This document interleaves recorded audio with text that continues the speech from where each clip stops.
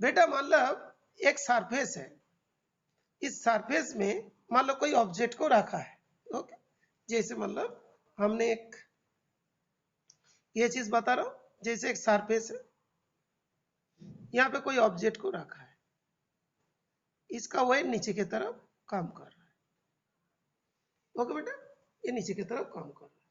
That means कैसे हम बता रहे, देखो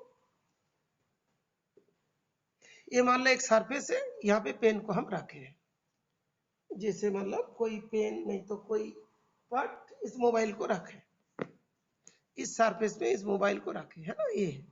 अभी जैसे ही हमने इसको ऊपर करेंगे, इसको जैसे ही ऊपर उठाएंगे, इसको जैसे ही ऊपर उठाएंगे, तो मोबाइल धीरे धीरे नीचे की तरफ आएगा।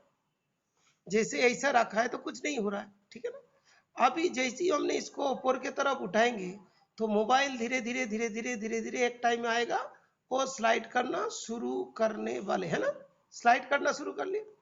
बेटा ये जो मैंने फोन में बता, ये जो हमने बता रहे, ये वाला समझ में आ रहा है ना बेटा।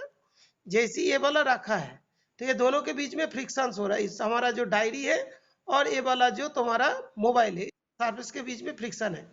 अभी इसी सरफेस को हम धीरे धीरे धीरे धीरे उठा रहे ऊपर की तरफ, उठाएंगे तो क्या होगा, ये धीरे धीरे धीरे धीरे आके नीचे की तरफ गिर जाएंगे। बेटा इज इट क्लियर? बेटा ये जो हम बता रहे हैं तो क्लियर हो रहा है ना? ओके, तो अभी हमने इसको ये यहाँ पे एमजी में रखा है, अभी सरफेस को ऊपर की तरफ रखा, तो ये भी तो ऐसा हो गया, इसका तो एमजी में चेंज हो जाएगा, ऐसा आ जाएगा एमजी, इसका एमजी ऐसा आ जाएगा। जैसी मान लो ये तो एकदम 90 डिग्री में था, जैसी मान लो इसको थीटा एंगल करेंगे तो इसका वेट भी थीटा एंगल मूव करेगा। कैसे देखो, ये जैसे बेटा यहाँ पे घूम रहे, यहाँ पे परपेंडिकुलर है बेटा, अभी जैसे इसको तुम लिफ्ट करोगे ना, ऐसे जैसे इसको ऊपर की तरफ लिफ्ट करोगे, ये मान लो 30 डिग्री, ये पहले ऐसा था, प्लेन प्लेन था। अभी इसके ऊपर मान लो जैसे ही तुमने इसको, ये वाला कितना था 90, तो ये वाला कौन सा जीरो प्लेन के साथ ऐसी था। अभी इसको जैसे ही लिफ्ट करोगे, ये क्या होगा, पीछे की तरफ जाएगा, ये पीछे की तरफ जाएगा। दैट मीन्स क्या है, कोई भी चीज जो है मान लो सरफेस में रखा है, पहले तो इसके एमजी ऐसा काम कर रहे थे, लेकिन जब हमने इसको फाई एंगल से मूव कराया, तब इसका वेट भी क्या होगा, ये तो नॉर्मल था, नॉर्मल रिएक्शन का था, ये भी कितना एंगल करेंगे, ये भी एमजी जो होगा ना, ये भी फाई एंगल करेगा। जितना इसको ऊपर करोगे, इसका वेट भी ऐसी करके आ जाएगा, ये फाई करोगे तो ये भी फाई होगा। Is it clear? Is it clear? हाँ बताओ बेटा।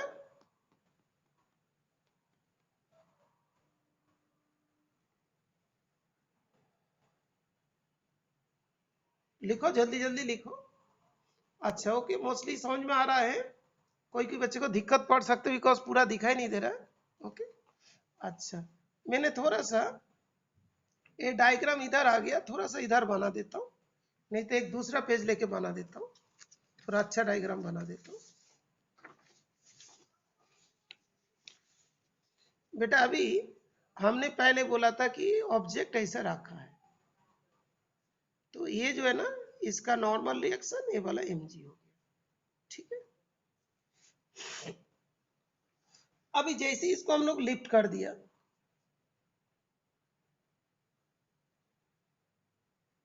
इतना एंगल में कर दिया, तो इसका ये जो है इस टाइप का हो गया, ये वाला फाई एंगल बोला, और इसका जो एमजी है सेंटर से काम करता, इसका एमजी जो है इधर आ गया, ये भी फाई एंगल हो गया। ये हम बता रहे थे नॉर्मल रिएक्शन तो वही रहेगा, जो सरफेस के ऊपर नॉर्मल रिएक्शन तो वही रहेगा। तो अभी इधर एमजी हो गया, तो एमजी का दो कंपोनेंट होगी, ये जो एमजी का दो कंपोनेंट होगा, इधर एक कंपोनेंट होगा, इधर एक कंपोनेंट होगा। ओके, तो इस वाला कंपोनेंट कितना होंगे बेटा, इधर जो कंपोनेंट है ये कितना होगा बेटा बताइए, ये एमजी है, ये कितना होगा, ये कितना होगा बेटा, ये वाली, ये वाली, ये वाली, ये वाली बेस है ना बेटा, mg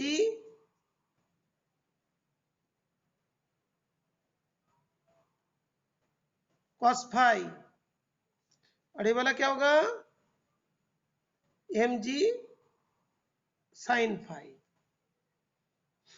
okay, is it clear? ये जो बेस में, ये देखो बेटा, कोई जगह पे ऐसा होते हैं, ये वाला थीटा हुआ, फाई हुई, तो ये वाला आर हुआ, तो ये वाला क्या होगा आर कॉस थीटा, ये वाला क्या होता है आर साइन थीटा, परपेंडिकुलर वाला, ये वाला बेस वाला। ठीक है, ये डायग्राम बना, खुशी समझ में आया? समृद्धि, अंजलि, बुलबुल, अच्छा ये वाला चीज आई बेटा। अच्छा बताओ, पीछे कौन काम कर रहा है, इधर कौन काम कर रहा है बेटा, इस तरफ पे कौन काम कर रहा है, ये नीचे आना चाहते हैं, इसको अपोज करने वाला कौन है, इधर कौन सी फोर्स है भाई, फ्रिक्शन, स्मॉल एफ लिख दिया। तो इधर काम कर रहा है फ्रिक्शन, इधर हो गया mg sin थीटा, इधर हो गया mg, इधर हो गया mg cos फाई, ये वाला r, ये वाला क्या r। तो जब इस कंडीशन में है तो क्या होगा, mg sin phi equals to friction, और mg cos phi equals to r, divide कर देते हैं, mg sin phi upon mg cos phi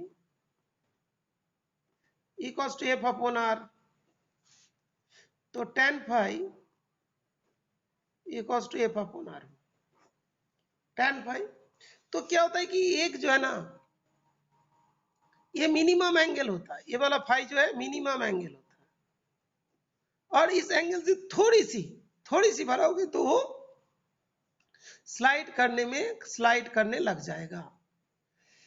इस पर्टिकुलर एंगल में ये तो रेस्ट में है, इससे थोड़ी सी हम लोग अप करेंगे तो क्या होगा, ये स्लाइड करने लग जाएंगे। तो इस एंगल को क्या बोलते हैं, एंगल ऑफ रिपोज। इस एंगल को क्या बोलेंगे, एंगल ऑफ रिपोज। अभी सब कुछ बताएंगे इसके बारे में, एंगल ऑफ रिपोज।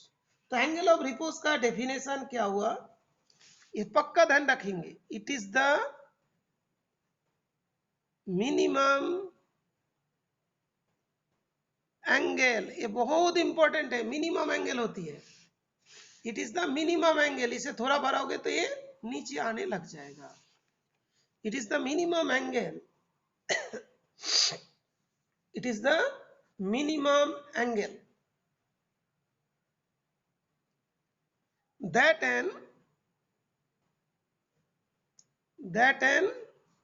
क्या बताओ, प्लेन लिखूं, इसका आगे क्या लिखूं, it is the minimum angle that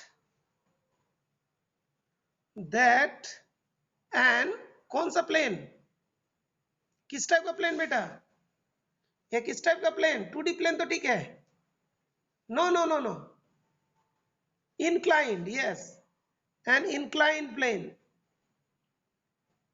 it is the minimum angle that an inclined plane, ध्यान रखना ये सब हम लोग भूल जाते हैं, inclined plane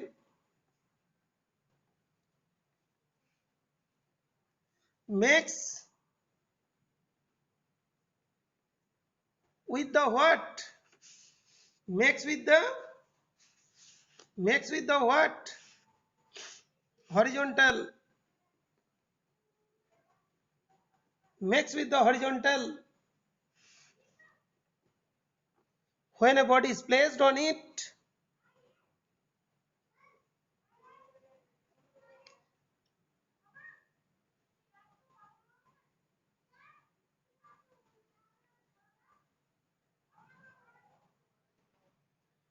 horizontal plane, when a body placed on it just begin to what, just begin to slide।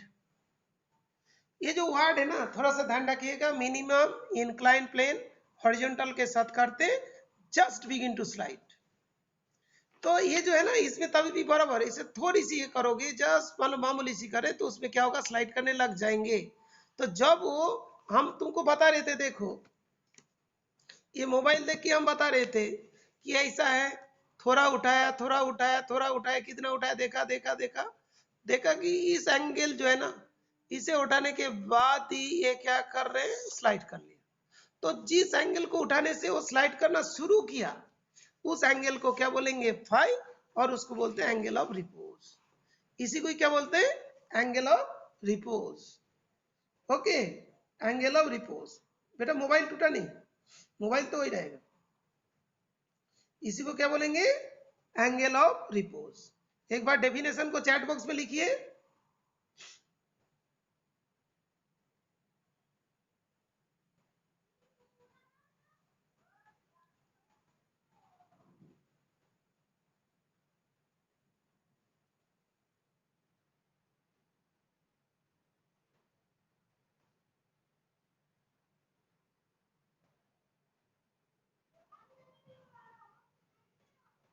Angle of repose, angle जो कोई कोई बच्चे ने पूछा था ना, रिपोज क्या है, स्टेट ऑफ रेस्ट। जब मान लो कि तुम लोग सो रहे हो, लाइक दैट, इससे थोड़ा बढ़ाएंगे तो मूव करने लग जाएगा। इस एंगल तक तो उसने मूव नहीं कर रहा था, लेकिन जस्ट इससे थोड़ी चेंज होगा तो मूव करेंगे। तो इसी को क्या बोलते हैं, angle of repose. Okay Joy, clear है, करेक्ट है। तो बात देखो कितनी बड़ी चीज हो गया। बेटा ये बताओ, एफ बाई आर किसके बराबर होते हैं, f by r equals to, f by r equals to, f by r equals to tan theta था। थीटा क्या था,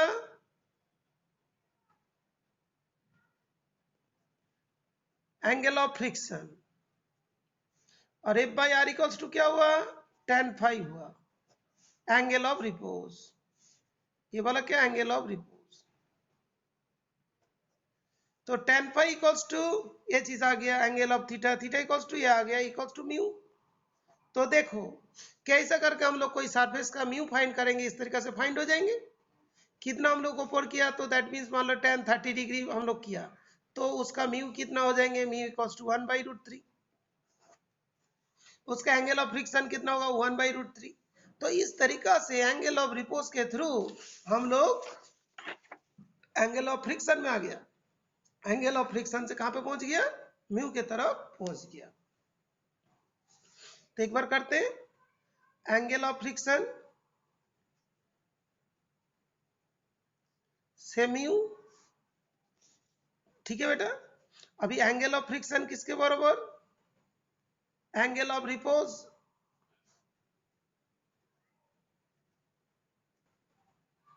एंगल ऑफ रिपोज से angle of friction, angle of friction से म्यू। ओके, तो you can calculate the value of mu with this मतलब experiment. Okay, is it clear,